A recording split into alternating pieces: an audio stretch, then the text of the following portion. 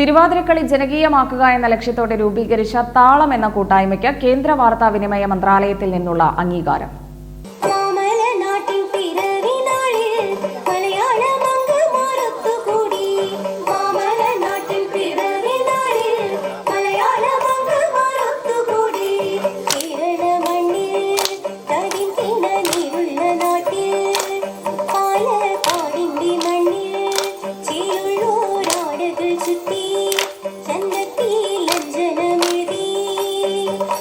അടുത്ത 3 വർഷത്തേക്ക് വിവിധ മേഖലകളിൽ തിരുവാതിരക്കളി അവതരിപ്പിക്കാൻ താളം കൂട്ടായ്മയെ തിരഞ്ഞെടുത്തു.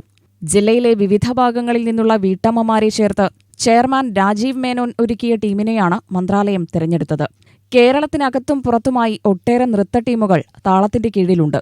മാലതി രഘുനന്ദൻ, ജയ ശ്രീധർ, അംബിക കരുണദാസ്, അനില രാജേഷ്, വിദ്യ വേണുഗോപാൽ, പ്രഭ ശശി, രജനി സുരേഷ് കുമാർ, പ്രജിത എന്നിവരടങ്ങുന്ന താളം ഇന്ത്യയിലെ വിവിധ സംസ്ഥാനങ്ങളിലും അമേരിക്ക, ദുബായ് അടക്കം വിദേശ രാജ്യങ്ങളിലും ഒട്ടേറെ ആളുകളെ ഓൺലൈനായും നേരിട്ടും തിരുവാതിരക്കളി അഭ്യസിപ്പിക്കുന്നുണ്ട്.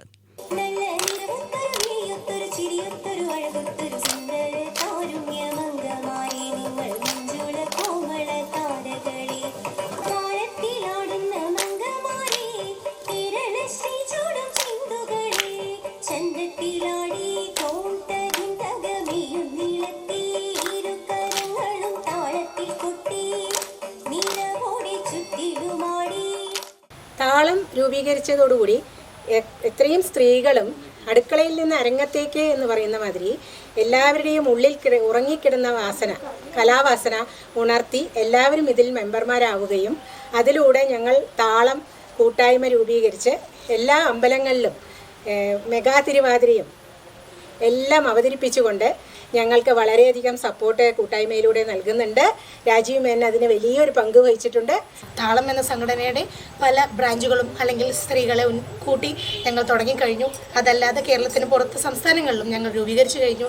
ഇനി ഇന്ത്യക്ക് പുറത്ത് 8ഓളം രാജ്യങ്ങളിലാണ് നമ്മുടെ താളത്തിൻ്റെ പോഷക സംഘടനകൾ രൂപീകരിച്ചുകൊണ്ടിരിക്കുന്നത്.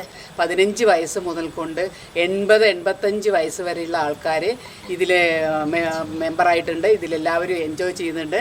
തിരുവാതിരക്കളി ഈ താളത്തിൻ്റെ പുറത്തുള്ള ഇന്ത്യക്ക് പുറത്തുള്ള ആൾക്കാരെയും ഞങ്ങൾ ഇതിൽ താളത്തിലേക്ക് സ്വാഗതം ചെയ്യുന്നു. അതിൻ്റെ ഇത് നടന്നുകൊണ്ടിരിക്കുകയാണ്. ഇതിലിപ്പോൾ താളത്തിലെ ഞങ്ങളുടെ ഇപ്പോൾ ഈ പാലക്കാട് ഇതിൽ വെച്ചിട്ട് വയസ്സ് വെറും ഒരു നമ്പർ ആക്കിക്കൊണ്ട് പ്രായം മറന്ന് ഞങ്ങൾ താളത്തിൻ്റെ എല്ലാവരുടെ സപ്പോർട്ടും കൊണ്ട് ഞങ്ങളെല്ലാവരും അതിഗംഭീരമായിട്ട് തിരുവാതിരക്കളി ഞങ്ങൾക്ക് ശാരീരികവും മാനസികവുമായിട്ടുള്ള സന്തോഷം തരുന്ന ഒരു കൂട്ടായ്മയാണ് താളം.